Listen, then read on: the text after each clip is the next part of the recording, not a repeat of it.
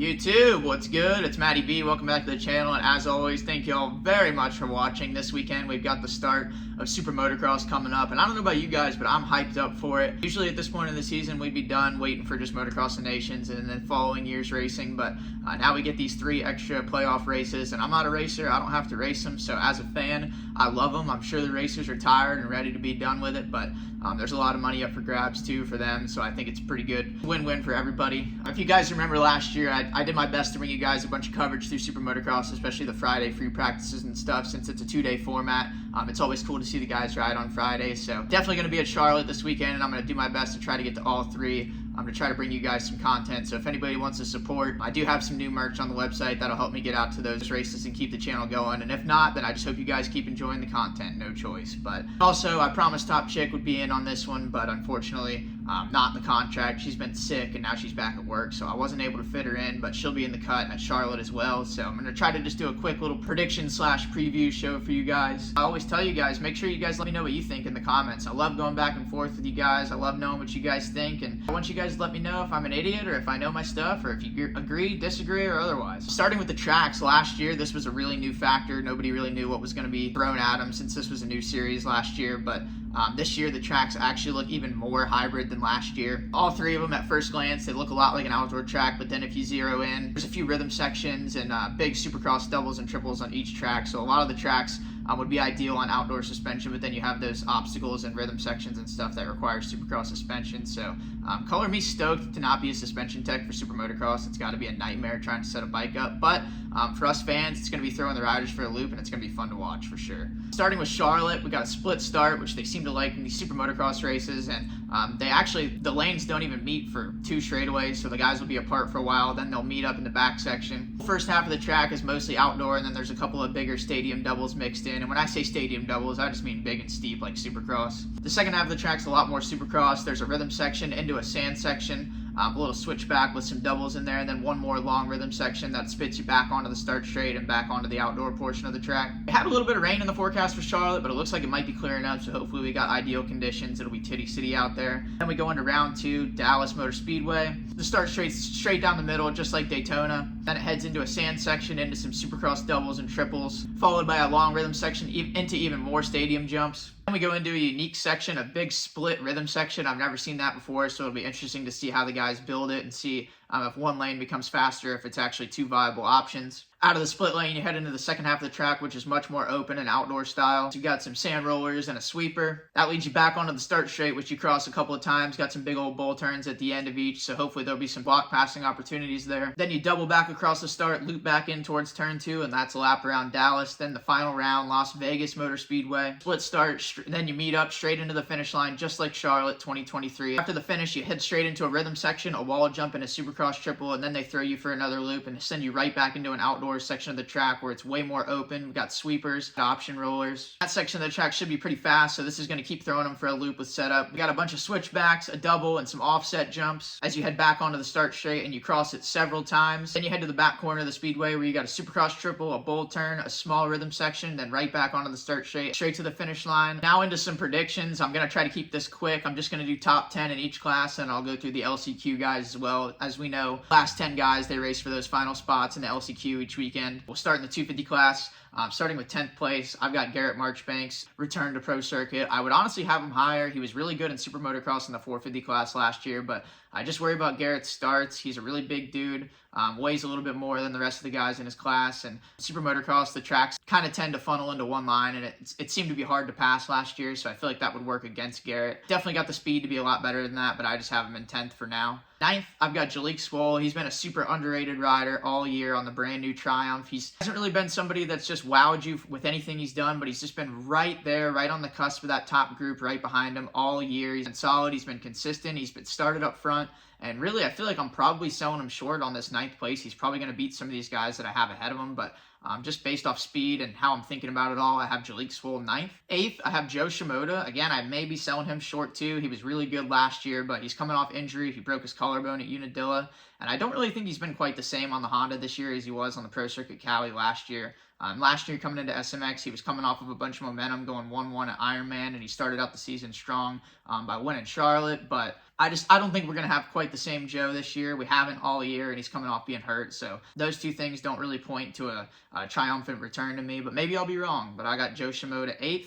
7th, I got Ty Masterpool, and here's another one. He was really good in this series on the 450 last year, riding privateer for HBI. So now he's got the equipment, he's got the setup, and he's in a class where I think he stands a little bit more of a chance against the top guys. So Masterpool, he could be a guy that shows some more flashes of brilliance, maybe some podium rides, good starts, runs up front. But latter half of the outdoor season, he did start having some issues, crashing, and just making some mistakes. And with a short series like that, you can't really afford those, especially at the wrong race, being that it's single points, double points, triple points. I mean, if you have a bad final round in Vegas, you get bad triple points, that'll totally derail your season. So Masterpool, I've got him 7th. 6th, I've got Chance Hymas. I wanted to put him higher just because of the outdoor season he's had, but I haven't really seen what Hymas has done outdoors, except for outdoors this year. I haven't really seen him do it in Supercross, and last year he didn't even take part in SuperMotocross, so you kind of got to factor that in as well, that he's never done this before. So I think Hymas is going to be really good. He tends to start up front, and he's going to be a factor for sure, but not sure if he's going to quite have the mustard to get up with these top 5 guys that I've got listed ahead of him. Now into the top 5. 5th, I've got RJ, and it's kind of hard to put RJ 5th because I feel like he's definitely a better rider than that, but he's starting out with a deficit. He's pretty far back in the points, and he has been hurt. He had a really good return. Ironman, I was impressed. He ended up on the podium, and the dude was icing his hand on the way back from the podium, so he wasn't quite ready, and he still went and jumped right on the box. So I was really impressed by RJ's return, but still, he's probably had to rush some things. He hasn't been back on the bike that long. He jumped into outdoors, and then he's had to switch it up to SuperMotocross. I just feel like they're trying to do a lot really quick in the RJ Hampshire camp, and he'll make it work. Rick's going to send it, but it's going to be tough to claw back with the points deficit. But I've got RJ Hampshire 5th for now. Really wouldn't be surprised if he did better. 4th, I've got Jordan Smith, and I feel like he was a bit of a sleeper of the series last year. He actually at one point was in position to win the championship, the LA Coliseum, but he ended up crashing. Stop me if you've heard it before. Sorry, Jordan. I love you, brother, but it happens. I do it too. I think Jordan, I'm going to call it now, Jordan could be a surprise winner at Charlotte. That's a home race for him. If anybody's ever had a home race and healthy all year, which I'm not sure he's ever had, and came off an injury last year, and he was really good in SuperMotocross. So with all this momentum, I think we're going to see good things out of Jordan Smith. We may or may not see mistakes, but we're going to see a lot of speed, and we're going to see him run up front. I've got Jordan Smith for 4th overall, and quite possibly an overall win at one of these things. Definitely a moto win.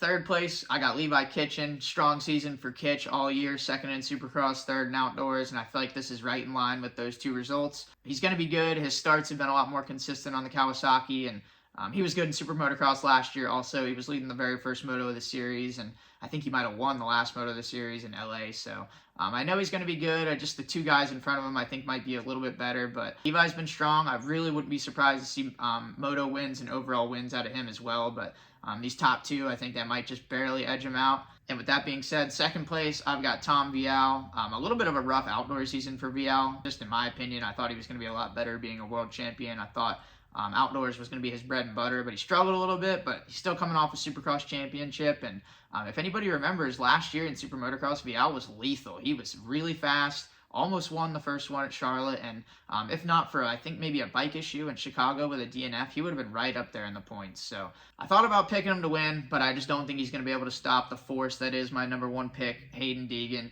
I just couldn't not do it, guys. I'm sorry. I know we got bed bugs and we got haters.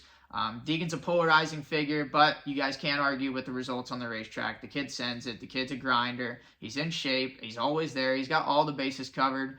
Good starts. The kid can hardly go wrong. He even lawn darts himself across the track and he'll just bounce right back up. So other than losing that Supercross championship, coming in hurt, he's been pretty unstoppable this year, and I just see it continuing. I have a hard time arguing with history. And even last year, he won this championship as a rookie, and the way these tracks are, people are going to be doing the same combos, and it's kind of going to be one line. So the way that Deegan sends it, rides with a lot of energy and intensity, I think that'll pay off a little extra for him in SuperMotocross, and I think that is why we'll see the 38 of Hayden Deegan win this 250 SuperMotocross championship. Now into the LCQ, we've got Paxton Bennett keeping it at the house, and then we got rumors from Pulpamex saying that Joey Savacci is not racing either, so that would leave 4 spots in the LCQ instead of 2. And my picks for those LCQ spots, easy win in my opinion for Cameron McAdoo. I think Carson Mumford will take the 2 spot, Jett Reynolds with the 3, And then if there is a need for the 4th spot with Joey Savacci being out, I'm going to go with Talon Hawkins rounding out the field. We'll jump straight into the 450 class. 10th place, I've got Malcolm Stewart. I feel like that's just around where Malcolm's been all season, Supercross, outdoors, etc. He's just been right around that range. He's been consistent, hasn't shown a lot of flashes of brilliance or anything like that, hasn't been all the way up front. He's just been solid in that group.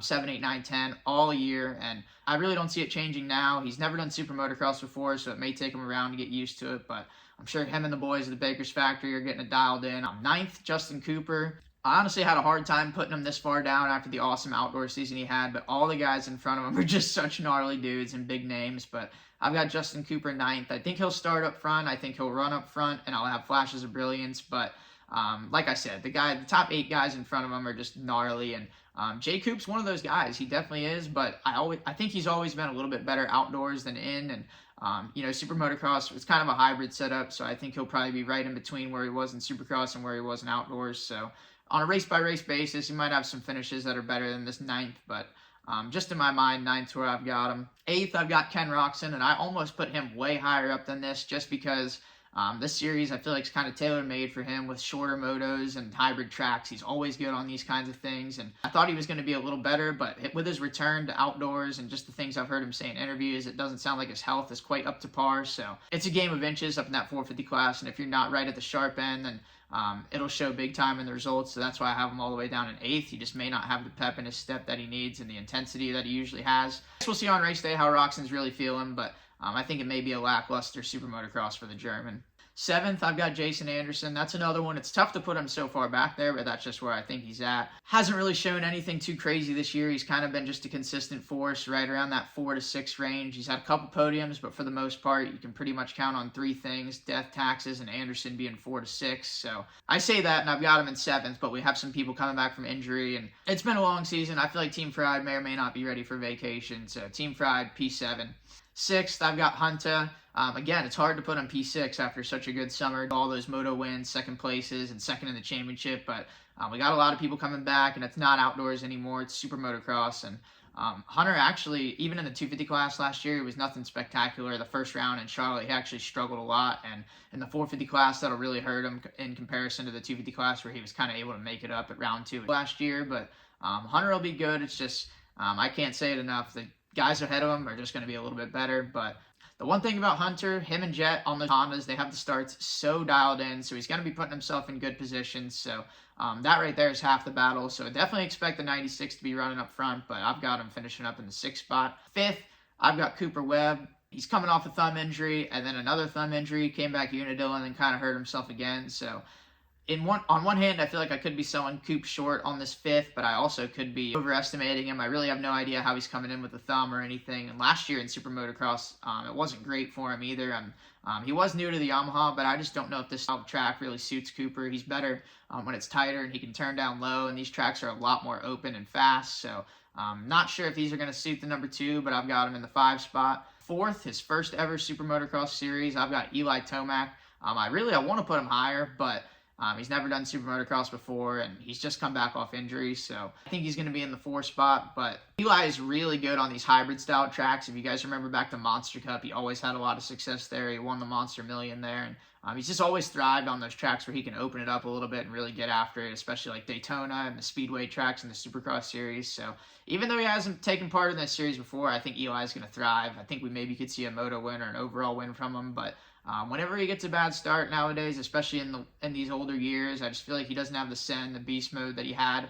Maybe he does. Maybe he'll prove me wrong. I hope to see it, but that's just kind of where I'm at. So I've got Tomac 4th. 3rd, I've got AP. Yeehaw, baby. He's been the revelation of the year, and I think it's going to continue. And you heard it here first. AP, surprise overall winner at Charlotte Motor Speedway this weekend. The dude's had a killer year all year, indoors and out. He's been a podium guy. He's had the red plate. He all but won motos outdoors. He challenged Chase, challenged Hunter. The dude's just riding a heck of a wave of momentum, and I just don't see it changing anytime soon. So I definitely got AP in my top 3 for 3rd place overall in the points.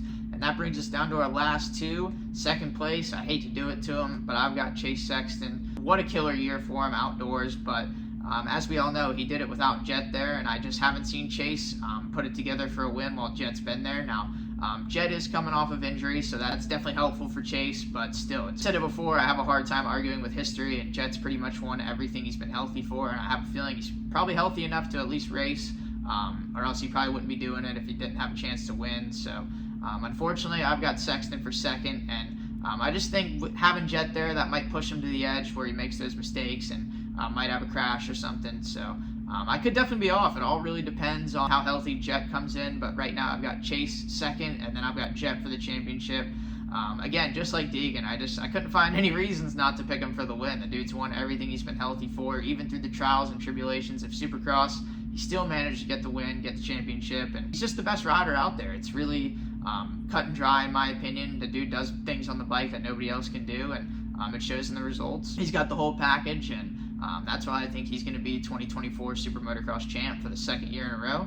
And then for the LCQ spots, it should be only 2 spots. I think everybody in the 450 top 20 is showing up, so we've only got 2 spots, and we've got 3 guys that are really good vying for those 2 spots. I don't even think I can pick 2 of them, but we've got Dean Wilson, Justin Hill, and Colt Nichols all vying for 2 spots to get those last 2 transfers into the main event. And this is big money. I mean, you get last place in points, it's 25 grand. So this is really big for these guys. It's going to be a lot of pressure, a lot on the line, and I'm excited to watch it. But all that being said, that's my Super Motocross preview / predictions. I hope you guys enjoyed it. And again, remember, let me know what y'all think in the comments. I'd love to go back and forth with you guys and see what you guys all think and see if you guys think I'm an idiot or not. So definitely let me know. Appreciate y'all watching. I'll catch you guys next time, and maybe I'll see you guys at the races. No choice.